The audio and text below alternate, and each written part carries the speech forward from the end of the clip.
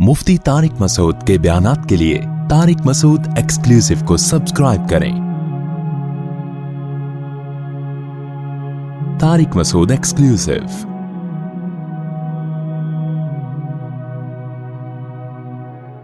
तो कुर्बानी भी इसी तरह ही है। अल्लाह ने हुक्म दिया इब्राहिम अलैहिस्सलाम को अपने बेटे को ज़बह करो। इब्राहिम ने अल्लाह से कोई लॉजिक नहीं पूछी, वरना तो सबसे ज्यादा इलॉजिकल काम तो वो था। आज गैर मुस्लिम हमसे कहता है इतने हट्टे कट्टे जानवर, ये जानवर हम स्टोर कर लेते, पूरे साल में गरीबों को कितना फायदा होता, गोश्त सस्ता हो जाता। तुम एक ही दिन में करोड़ों अरबों जानवर काट देते हो, और हज के मौके पे कितना कटता है एक ही दिन में। ये सारा जानवर, ये दुनिया में एक बेहतरीन गिजा है गोश्त, जो सबसे ज्यादा खाई जाने वाली प्रोटीन वाली गिजा है। तुम इस जानवर को हलाक कर देते हो, काट देते हो, इनका क्या कसूर है? हम कहेंगे भाई पैदा किसने किया है? अल्लाह ने। वो वैसे भी तो मार सकता है ना। और इसमें इन जानवरों का हकीकत में फायदा है, वरना जिन जगहों पे जानवर नहीं कटते उनमें उन जानवरों की हालत तो देखो। क्योंकि ये जो जानवर है ना, 4 किस्म के जानवर, ये अल्लाह ने पैदा कटने के लिए, अगर इनको नहीं काटेंगे तो ये बड़ी कसमपुरसी में सिसक के मरेंगे ये। क्योंकि इन जानवरों का पेट इंसान भर सकता है, ये पालतू जानवर हैं, और इंसान जब तक पालेगा नहीं, जब तक इंसान का इसमें फायदा नहीं होगा तो पालेगा नहीं, और पालेगा नहीं तो ये भूखे मरेंगे। आप देख लो ना, जिन इलाकों में इन जानवरों पे पाबंदी है गोश्त खाने पर, उन इलाकों में ये गाय भैंसे बूढ़े होके तड़प के सिसक के मरते हैं। ये वो एक अलग टॉपिक है, इसमें हिकमतें क्या हैं। अभी तो हम ये बता रहे हैं कि कोई हिकमत ना भी हो, हम किसके ऑर्डर को फॉलो करते हैं?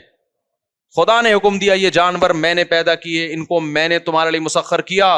तो बकरीद के 3 दिनों में अल्लाह को जानवर का खून बहाने से ज्यादा कोई अमल महबूब नहीं है। अब गैर मुस्लिम हमसे कह सकता है कि ठीक है, अगर आपने जानवर काटना ही है तो कुछ डिसेबल जानवर होते हैं, कुछ लंगड़े होते हैं, कुछ काणे होते हैं, वो वैसे ही जाया होने वाले हैं, तो उनको काट दो ताकि उनका गोश्त काम आ जाए। अल्लाह मियां ने कहा ना ना ना ना ना ना ना, जो लंगड़ा है वो बोलो नहीं चलेगा, जो अंधा है वो नहीं चलेगा। भाई ऐसा ही होता है ना, हमारे यहां तो जो मुर्गी बीमार होती है काटना ही है उसका इलाज, क्योंकि वो तो वैसे ही मर जाएगी। अभी हमारी एक मोरनी मर गई, हमें अफसोस ये हुआ कि पहले हम काट देते तो अच्छा था, काम आ जाती। समझ में आ रही है बात? तो होना तो ये चाहिए था बीमार जानवर, लंगड़े जानवर, काणे जानवर, जो वैसे ही किसी काम के नहीं है, तो अब चलो उनको काट के क्या कर लो, किसी ठिकाने लगा दो। अल्लाह ने कहा ना, मुझे सही सालिम जानवर चाहिए, ठीक है ना, हट्टा कट्टा, दुनिया की चीखें निकल जाएं कि मुसलमान कर क्या रहा है। पूरी दुनिया में ये हट्टे कट्टे बैल, ऊंट 5 साल में जाके तैयार होता है, 2 दांत का, बच्चा भी नहीं ज़बा करना, कम से कम 2 साल का बैल हो, बकरा 1 साल का हो। वरना लोग क्या करते, छोटे छोटे बच्चे जिन पे अभी पैसा खर्च ही नहीं हुआ उनको ज़बा कर देते। ना ना ना ना, तैयार हो चुका हो, भरा हुआ जानवर हो। बाज ऐसे जानवर होते हैं, लोग मजाक उड़ाते हैं मोहल्ले वाले के, सूप बना के पी ले भाई तू इसका, ठीक है ना। अल्लाह मैंने क्या कहा, अच्छा जानवर हो। तो ये बात बज़ाहिर इलॉजिकल है, लेकिन मुसलमान का खुदा से रिश्ता है। और आपको पता है कुर्बानी का हुक्म यहूद और नसारा को भी हुआ था, लेकिन उनके यहां गामदी साहब जैसे स्कॉलर्स पैदा बहुत पहले हो गए थे। उन्होंने एक्चुअली करके ना सारे कुरान और सुन्नत का बेड़ा गर्क कर दिया उनके स्कॉलर्स ने, जो अब गामदी साहब कोशिश में लगे हुए हैं।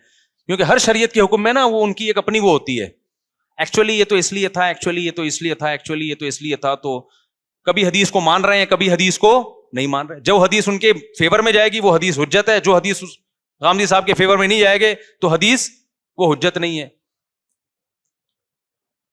तो बहुत सारे मसाइल का इंकार कर दिया गामदी साहब ने, जो इजमाए उम्मत से साबित थे। गामदी साहब से किसी ने पूछा कि कुरान और सुन्नत में तो है कि बच्चे ज्यादा पैदा करो, तो आप क्यों कहते हैं कि ये इस जमाने में नहीं है? तो उन्होंने कहा एक्चुअली उस जमाने में जंगों में लोग मर रहे थे, तो उस जमाने में एक्चुअली जरूरत थी। वो इस तरह का उन्होंने बयान दिया कि वो जो है वो, हालांकि उस जमाने में गुर्बत आला सतह पे थी। आप कहते हो बच्चे रोको गुर्बत की वजह से, उस जमाने में ऐसी गुर्बत थी कि कुरान कह रहा है वला तक़्तुलू औलादकुम खशियत इमलाक, غربت کی وجہ سے اپنے بچوں کو قتل مت کرو. وہ ایسے غریب قوم تھی جو غربت میں اپنے بچوں کا مرڈر کر رہی تھی. اس قوم کو حکم دیا گیا تزوج الودود الولود, کثرت سے اولاد پیدا کرو. غربت انتہائی اعلیٰ سطح پہ تھی. اس میں اللہ نے بتا دیا کہ 15ویں صدی میں ایسے لوگ پیدا ہوں گے جو کہیں گے کہ جی وہ تو جنگوں میں ضرورت تھی. تو اللہ نے بتا دیا کہ 15ویں صدی میں ایسے لوگ پیدا ہوں گے جو کہیں گے مہنگائی کی وجہ سے بچے روکو. تو اللہ نے بتا دیا کہ ایسے دور میں بچے پیدا کرنے کی ترغیب دے رہا ہوں جو غربت کی سطح انتہائی عروج پر تھی. لوگ اپنے بچوں کو ذبح کر رہے تھے پیدا ہونے کے بعد. اس میں حکم ہے کہ اللہ پہ توکل کرو اور اولاد بڑھاؤ. آج ہر آدمی کی توند بھری ہوئی ہے, بھوک سے کوئی نہیں مر رہا, سارے کھا کے مر رہے ہیں. اس میں ایسی بات کرنا کہ غربت مہنگائی نسل روکو, یہ اللہ کے غضب کو دعوت دینے والی بات ہے. تو اسلام کے ہر حکم آج کل کے جو نئے نئے اسکالرز آ رہے ہیں نا, ایکچولی کر کے سارے حکام کا کیا کر دیا, بولو بیڑا غرق. کل آپ کا رمضان, کل آپ کا پیپر ہے, آج آپ رمضان کا روزہ چھوڑ سکتے ہیں. غامدی صاحب کا قول ہے. اسلام کیا کہتا ہے, آپ روزہ چھوڑ سکتے ہو رمضان کا سفر میں اور بیماری میں. پیپر کی بیس پہ آپ کو روزہ چھوڑنے کی اجازت بولو نہیں ہے. رمضان کا تو رکن ہے نا اسلام کا. کتنا بڑا فتویٰ دے دیا آپ نے بیٹھے بیٹھے. تو یہود و نصارہ میں ایسے اسکالرز پیدا ہوئے, انہوں نے بھی قربانی, جو ان کو اچھا نہیں لگتا تھا ہم بکرے لا کے کاٹ رہے ہیں, قربانی کا حکم تمام امتوں میں رہا ہے, لیکن انہوں نے ایکچولی کر کے اصل میں تو غریب کا مقصد ہے, غریب کا پیٹ بھرنا چاہیے, تو ایکچولی غریب اس سے بہتر ہے اتنے کا بیل لے کر آ رہے ہو, بہتر نہیں کسی غریب کو کھانا کھلا دو اتنے کا, یا کسی غریب کی بچی کی شادی کرا دو. ہم کہتے ہیں ضرور کراؤ, بقرعید کے بعد کرا دو. آئی بات سامنے, شادی صرف بقرعید کے 3 دنوں میں نہیں ہوتی. دوسری بات یہ کہ آپ ایک جانور کر لیں, قربانی کی سنت بھی ادا ہو جائے گی, اور باقی پیسے کیا کر لیں, غریبوں کی مدد میں لگائیں. یہ فرض کیوں کر لیا گیا ہے کہ جو قربانی کرے گا وہ غریبوں کی مدد نہیں کرے گا. اور دوسری بات یہ کہ اسی گوشت سے بھی تو غریبوں کی مدد کی جا سکتی ہے. تو جب تک آپ قربانی نہیں کریں گے قربانی کا فریضہ ادا نہیں ہوگا. غریب کی مدد بھی کریں, لیکن شریعت کے ایک حکم کی وجہ سے شریعت کا دوسرا حکم چھوڑا نہیں جا سکتا. سمجھتے ہو کہ نہیں سمجھتے ہو؟ ہمارے نبی سے زیادہ غریبوں اور مسکینوں کا خیال کرنے والا کوئی نہیں تھا. آپ صلی اللہ علیہ وسلم عید الاضحیٰ کی نماز جلدی پڑھاتے تاکہ قربانی جلدی ہو سکے. اس کے بعد آپ اس وقت تک کھاتے کچھ نہیں تھے جب تک جانور ذبح نہ ہو جائے, اور اس بقرعید کے گوشت سے آپ صلی اللہ علیہ وسلم ابتدا کیا کرتے تھے بقرعید کے دن. سمجھتا نہیں ہے نا بات کو؟ اور ہمارے لیے ایام تشریق کے اللہ نے روزے حرام کر دیے. کیوں حرام کیے؟ بقرعید کا روزہ جائز ہے, بقرعید کے اگلے دن روزہ جائز ہے, اس سے اگلے دن جائز ہے, اس سے اگلے دن جائز ہے, 4 دن حرام ہے روزہ. حالانکہ بقرعید 3 دنوں کی ہوتی ہے, لیکن گوشت کے اثرات چوتھے دن بھی ہوتے ہیں, ٹھیک ہے نا. اس کے بعد پھر وہ فریزر اور تازہ 4 دن تک رہتا ہے گوشت. باقی ہماری قوم جو کر رہی ہے وہ تو آپ کو پتا ہے, ایک آدمی نے بکرا ذبح کیا, خواب آیا تو جنت میں وہ بکرا ایک ٹانگ کے بغیر گھوم رہا ہے. 2 مہینے بعد اس نے خواب دیکھا کہ اس کا بکرا 3 ٹانگوں پہ گھوم رہا ہے جنت میں. اس نے کہا یار یہ کیا مسئلہ ہے؟ انہوں نے کہا ابھی تو لیگ پیس جو ہے نا ابھی تک تیرے فریج میں پڑا ہوا ہے. ایک ران 6 مہینے ہو گئے وہ تیرے فریزر سے نکلی نہیں ہے, وہ کھائے گا تو پھر یہ بھی یہاں کے لگے گی. خیر یہ لطیفہ ہے, اس کی حقیقت نہیں ہے. تو 4 دن تک اللہ نے روزے کو کیا کر دیا؟ بولو حرام. تاکہ اللہ کے لیے تم نے جو جانور قربان کیا ہے یہ دیا اللہ کو ہے. اب اللہ کہتا ہے اب یہ میری ملکیت میں, اب میری طرف سے کیا ہے؟ ضیافت ہے, یہ میری طرف سے میزبانی ہے. کھاؤ کلو منہا, خود بھی کھاؤ, واطعموا البائس الفقیر, اور محتاجوں کو بھی رج کے کھلاؤ. رج کے کھاؤ تے رج کے کھلاؤ. تو یہ کھانے پینے کے دن ہے, روزہ رکھنے کے دن. روزہ رکھا تو اللہ کی دعوت سے اعراض لازم آئے گا. تو یہ میرے بھائی جب تک ہو نہیں سکتا جب تک جانور کٹے نہیں. سمجھتا ہے بات کو؟ تو اب لاجک سمجھ میں آئے نہ آئے, ہم طیبوا بہا نفسکم, حدیث میں آتا ہے خوش دلی کے ساتھ قربانی کیا کرو. اور جو لوگ کہتے ہیں جانور پہ ہمیں ترس آتا ہے, اگر اس جانور کو ہم ایسے ہی چھوڑ دیں نا تو جو بڑھاپے میں اس پہ آپ کو ترس آئے گا نا وہ اس سے زیادہ ہوگا, کسی کے کام کا بھی نہیں رہے گا. آپ دیکھ لو انڈیا میں جو بوڑھے جانور ہیں ان کے ساتھ کیا ہوتا ہے, کیونکہ جب وہ انسانوں کے کام کے نہیں ہیں تو بوڑھے ہو جاتے ہیں, بڑھاپے میں کوئی ان کا خیال نہیں کر رہا. اپنے ماں باپ کا آج کل لوگ خیال نہیں کر رہے, بڑھاپے میں اولڈ ہاؤس میں جمع کرا رہے ہیں, تو گائے کو بڑھاپے میں کون پالے گا؟ ابے کیا ہو گیا؟ تو وہ مر رہی ہوتی ہیں, پڑی ہوئی ہوتی ہیں سسک سسک کے. تو جب اللہ نے ان کو ہمارے لیے پیدا کیا تو ہم, آپ جو کہتے ہیں نا اتنے جانور پیدا ہو کے کٹ جاتے ہیں, بھائی یہ پیدا اس لیے ہوتے ہیں کہ کٹ رہے ہیں. اگر یہ کٹنا بند ہو جائیں گے تو ان کی نسل بھی کم ہو جائے گی, پھر یہ اتنے پیدا ہی نہیں ہوں گے. تو اس لیے قربانی خوش دلی کے ساتھ کیا کریں. اور اس میں ایک بڑی حکمت ہے, ہمیں گوشت کھانے کو ملتا ہے. اس سے پتہ چلتا ہے اللہ میاں مسلمان کو سبزی خور دیکھنا نہیں چاہتے, اللہ میاں مسلمان کو گوشت خور دیکھنا چاہتے ہیں. دنیا میں دو طرح کے لوگ ہیں, کچھ ویجیٹیرین ہوتے ہیں جو گھاس پھوس کھاتے ہیں, پتے کھاتے ہیں, وہ گوشت بالکل بھی نہیں کھاتے. کچھ لوگ ہوتے ہیں جو گوشت کو پسند کرتے ہیں. ہمارے نبی کی جو صفات ہیں, قرب قیامت میں ایک نبی آئے گا پچھلی کتابوں میں, وہ گوشت خور نبی ہوگا. ہمارے نبی نے اونٹ, اچھا گوشت بھی گوشت ہونا چاہیے, مچھلی از ناٹ کالڈ گوشت, فش بھی ویسے گوشت کہتے ہیں, لیکن جو لحم ہے نا عربی میں, لحم التحام سے نکلا ہے. التحام گھمسان کی جنگ کو بولتے ہیں عربی میں. تو لحم میں بھی کیا ایک شدت پائی جاتی ہے گوشت میں. یہ شدت گائے میں, اونٹ میں, دمبے میں, بکرے میں پائی جاتی ہے, مرغی میں اور مچھلی میں نہیں پائی جاتی. کھائیں مرغی مچھلی بھی, قربانی ان کی نہیں ہوگی. اس سے پتہ چلتا ہے اللہ زیادہ پروٹوکول ان چار جانوروں کو دے رہے ہیں. گوشت کھانا ہو تو اونٹ کا کھاؤ, یا بچیا بچڑے کا کھاؤ, یا دمبے کا بھیڑ کا کھاؤ, یا بکرے کا کھاؤ. آج کیا کھایا جا رہا ہے؟ بچوں کو تو کھلا ہی نہیں رہی یہ چیزیں, اور کھلاتے بھی کیسے, سارا فیٹ اس کا نکال کے نا, بالکل جو اصل اس کی جو طاقت تھی جس میں. دمبے کی چربی مہنگی ہو گئی سوراب گوٹ میں, جب سے میرا بیان دمبے کی چربی کے فضائل پر آیا ہے. میں گیا چکی خریدنے, اس نے کہا مصعب آپ کا بیان آیا تھا نا چکی کے فضائل, دمبے کی چکی میں. واقعی یہ جو دمبے کی چکی ہے, اس کی جو چربی ہے, یہ بہت زبردست چیز ہے. کھایا کرو اس کو, پھر ورزش بھی کرو, ایسا نہ ہو دھماکے سے پٹ پٹا کے ہلاک ہو جاؤ.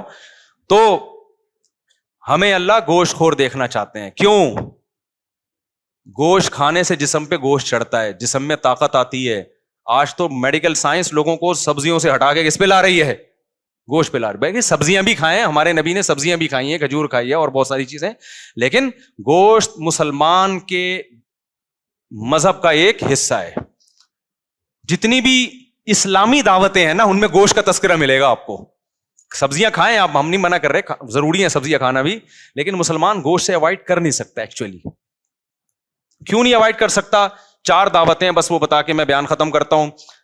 اسلام میں دعوت ہے بقرعید کے موقع پہ, اس میں کیا دال چاول کا حکم ہے؟ گوشت. جب تک یہ چار بڑے جانور نہیں کٹیں گے قربانی کا فریضہ ادا نہیں. اس میں بھی چکن نہیں ہے, چکن نہیں ہے, وہ گوشت جس میں لحم ہو. لحم کا مطلب التحام, شدت پائی جائے. کھاؤ تو پتا چلے کچھ کھایا ہے. دمبا کھاؤ تو پتا چلتا ہے کہ کھایا ہے. گائے کھاؤ تو پتا چلتا ہے, اونٹ کھاؤ تو. مرغی سے کبھی پتا چلتا ہے, کبھی نہیں چلتا. ہلکی چیز ہے نا وہ. دوسرا دعوت ہے اسلام میں ولیمے کی. جب آپ کی شادی ہوگی, اسلام کہتا ہے آپ نے کیا کرنا ہے, جب بھی ہوگی. ایک صاحب کو ہنسی آئی, میں نے کہا جب بھی, تو وہ ہنس رہے ہیں. جب بھی آپ کی شادی ہوگی آپ نے کیا کرنا ہے, ولیمہ کرنا ہے. اور ولیمے کے بارے میں بھی ترغیب یہ ہے, اولم ولو بشاتن, اگرچہ ایک بکرا کرو. تو وہاں بھی اصل کیا ہے ولیمے میں؟ گوشت. یہ مذہبی دعوتیں ہیں نا بھائی, آپ کا بچہ پاس ہو گیا آپ دعوت کرو گے, مذہبی دعوت تھوڑی ہے. کوئی سنت دعوی تو آپ خوشی میں کر رہے ہو, کرو, کوئی منع بھی نہیں ہے. لیکن مذہب نے جن دعوتوں کو پروموٹ کیا ہے وہ کون سی ہیں؟ وہ یہ چار دعوتیں ہیں. بلکہ اس سے پہلے, سب سے پہلے حج کے موقع پہ دم شکر, جو آپ نے ایک سفر میں حج عمرہ کیا, وہاں کیا کٹے گا؟ شکرانے میں بکرا کٹے گا. وہاں بھی بکرا کاٹا جا رہا ہے, گوشت کھاؤ بھی اور پھر کھلاؤ بھی. دوسرے موقع پہ بقرعید, وہاں بھی کیا کٹے گا؟ گوشت, بڑا گوشت. بڑے سے میری مراد جو ریڈ میٹ ہوتا ہے, بکرا بھی اس میں داخل ہے.